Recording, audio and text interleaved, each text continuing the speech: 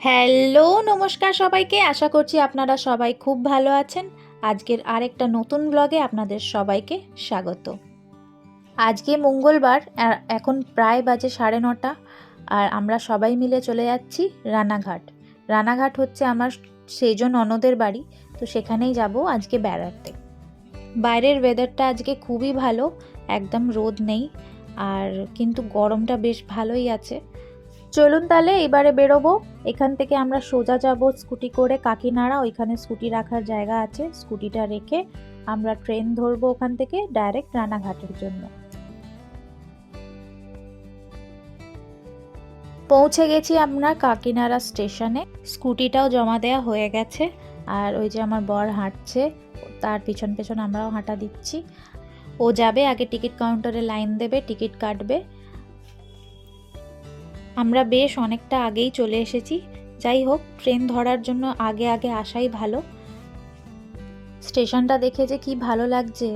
তাই হয় জানেন, যারা বেশি কোথাও যেতে পারে না, যাওয়া আসা করতে পারে না, বেড়াতে পারে না, তাদের জন্য এই ছোট ছোট আনন্দগুলোই যথেষ্ট মনে হয়। আর আজকে সেজ ননদের বাড়ি যাওয়াটা মূল উদ্দেশ্য হচ্ছে একটু মার্কেটিং করব। রানাঘাটে তো আপনারা সবাই জানেন, ওইখানে একটা খুব ফেমাস একটা টেক্সটাইল আছে, বালাজি টেক্সটাইল। তো সেখানেই যাব। আর এখন সেই টেক্সটাইলটা খুবই ভাইরাল হচ্ছে। আমার ননদ এসে বলেছিল যে এরকম একটা টেক্সটাইল আছে, বালাজি টেক্সটাইল। তো চলো তাহলে একদিন এসো, সবাই মিলে যাব।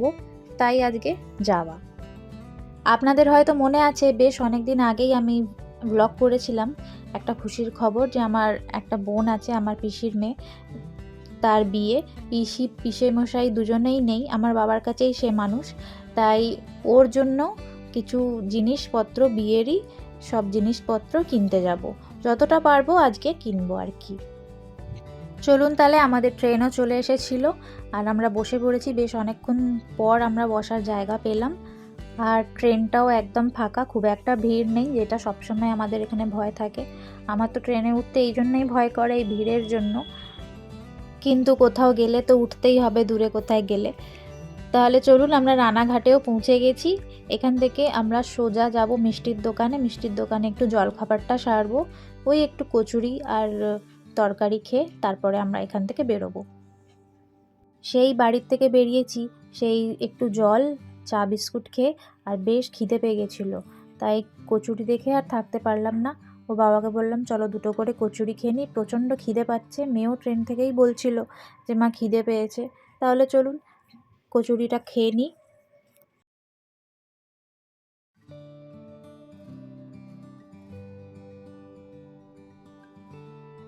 হয়ে গেছে আমাদের জলখাবার খাওয়া। আর স্টেশনের বাইরে বেশ অনেক বড় এখানে মার্কেট আছে, আর মার্কেটের জিনিসগুলোও কিন্তু খুব ভালো, দেখেই পছন্দ হয়ে যাচ্ছে। কুর্তি ফুর্তি সব খুব ভালো। আর আমরা এখন স্টেশনের উল্টো দিকে চলে এসেছি। এখান থেকে আমরা সোজা টোটো ধরবো। স্টেশন থেকে আমার দিদির বাড়ি বেশি দূর না।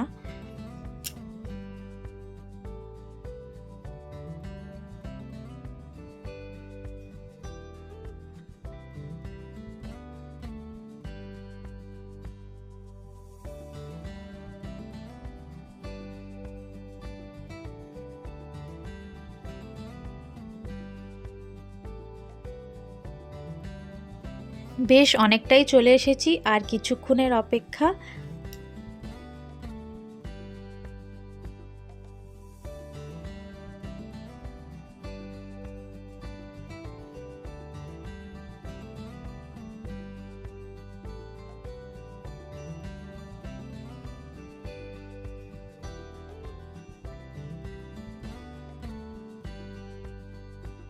আর এই যে আমার সেজ ননদ এখন ভাইকে আশীর্বাদ করছে, আমরা সবাই মিলে প্রণাম করলাম। আর ওই বাচ্চা মেয়েটা হচ্ছে আমার সেজ ননদের ছোট জায়ের মেয়ে। আমার মেয়ে আর ও পাক্কা 1 মাসের ছোট বড়, জানেন। আমার মেয়ে হচ্ছে 6ই নভেম্বর, আর ও হচ্ছে 6ই অক্টোবর 2009। 1 মাসের ছোট বড় আর কি। চলুন, ওরা জুটি পেয়ে গেছে, ওরা গল্প করুক। আমি যাই দেখি ওপরে আমার দিদির রান্নাঘর, দিদি কি রান্না করছে সেটা গিয়ে দেখে আসি একবার উকি মেরে।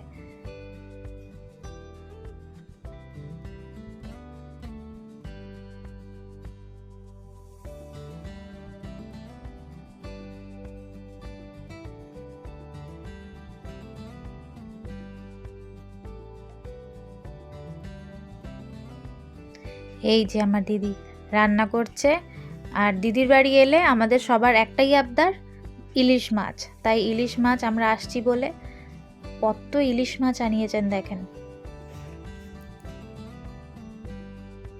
আর এখানে ইলিশ মাছগুলো ভাজা হচ্ছে, আর পুরো ঘর পুরো গন্ধয় ভরে গেছে ইলিশ মাছের তেলে। দিদি রান্না করুক, আমি একটু ছাদটা এসে দাঁড়ালাম। আর দেখেন কত বড় বড় বাতাবি লেবু হয়েছে। প্রতিবারই এই গাছটাতে আসি এরকম বাতাবি লেবুগুলো ঝোলে, কি ভালো লাগে, মনে হয় না এখান থেকে যাই। দেখেন কি সুন্দর পরিবেশ, শুধু গাছপালা।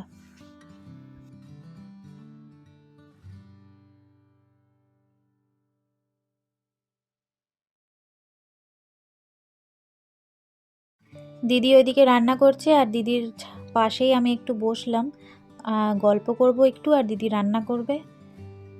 তাহলে চলুন আমরা গল্প করি। বেশিক্ষণ তো থাকবো না, তাই আর জামা কাপড়ও চেঞ্জ করিনি। খাবো দাবো আর বেরিয়ে যাব। দিদিও যাবে, আমরা সবাই মিলে যাব। আর এই যে রান্না একদম তৈরি। দাঁড়ান একটু বসি আর আপনাদের দেখাই যে দিদির বাড়ি এলে আমরা ভাতটা কম খাই, মাছ বেশি খাই। কেন জানেন?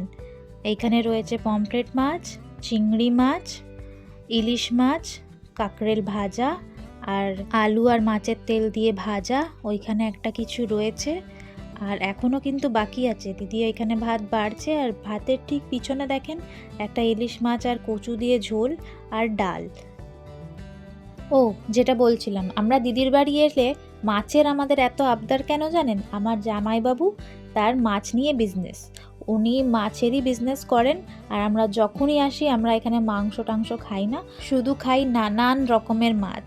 এই যে আজকে শুধু 3-4 রকমের মাছ হয়েছে। প্রথম পাতেই খাবো মাছের তেল দিয়ে আলু ভাজা, বেশ অনেক দিন বাদে এটা খাচ্ছি। আর দিদির হাতে খুবই ভালো হয়, আর আমার দিদির হাতের রান্নাটা খুবই ভালো। শেষ দিক খুব সুন্দর রান্না করে, বেশ তেল ঝাল মশলা খুব সুন্দর রান্না করে আমার শেষ দিক। তাহলে চলুন এবার একটু ঝটপট করে খেয়ে নিই সবাই মিলে। সবাই একসাথেই বসেছি, খেয়ে দিয়েই আবার বেরোতে হবে। দাঁড়ালে হবে না বেশিক্ষণ, আর রেস্ট নিলেও হবে না। আর লাইন করে পাতে মাছ চলেই আসছে।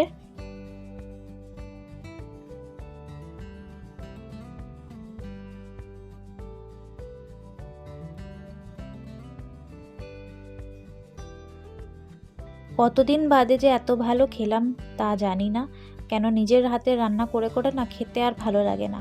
অন্যরা একটু রান্না করে দিলেন আর দেখবেন ঠিক খাওয়া যায়, খুব সুন্দরভাবে খাওয়া যায়। আর আমরা এখান থেকে বেরিয়ে পড়েছি, এখান থেকে আমরা টোটো নেব। আমার শেষদির মেজো যাও যাবে, তো মেজো যাকে রাস্তায় নিয়ে আমরা এখান থেকে সোজা বেরিয়ে যাব টোটো ধরে।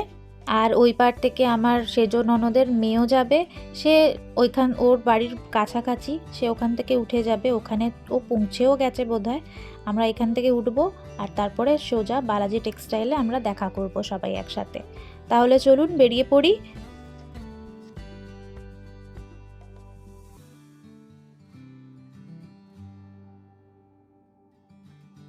টোটোয় বসে পড়েছি আমরা। তাহলে আজকের ব্লগটা এই পর্যন্তই। এর পরের ব্লগটা আমি আপনাদের অন্যদিন আবার আপলোড করব, কেন ভিডিওটা বেশ বড় হয়ে গেছে। এত বড় ভিডিও আপলোড হতে চাইবে না, তাই এর পরের পার্টটা আমি আবার অন্যদিন নিশ্চয়ই আপলোড করব। তাহলে দেখা হবে অবশ্যই পরের ব্লগে। সবাই ভালো থাকবেন, সুস্থ থাকবেন। আর আমার ভিডিও যদি ভালো লাগে, আমার ব্লগ যদি ভালো লাগে, অবশ্যই সাবস্ক্রাইব করবেন, লাইক করবেন, শেয়ার করবেন। আজকের মতো এই পর্যন্তই, দেখা হবে আবার অবশ্যই পরের ব্লগে।